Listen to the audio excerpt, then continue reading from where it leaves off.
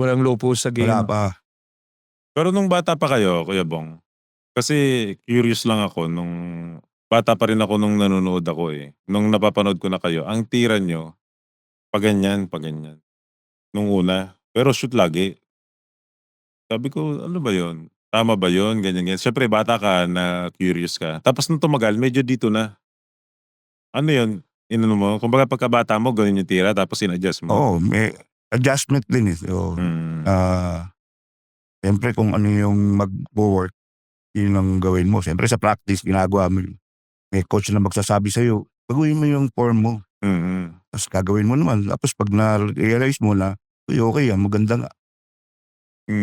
Kasi sa gilid siya dati eh. Oo. Tsaka sa free throw, pag pinapanood ko siya sa free throw, Malaking mataas ang gumagano percentage. siya dito sa gilid. Pero shoot.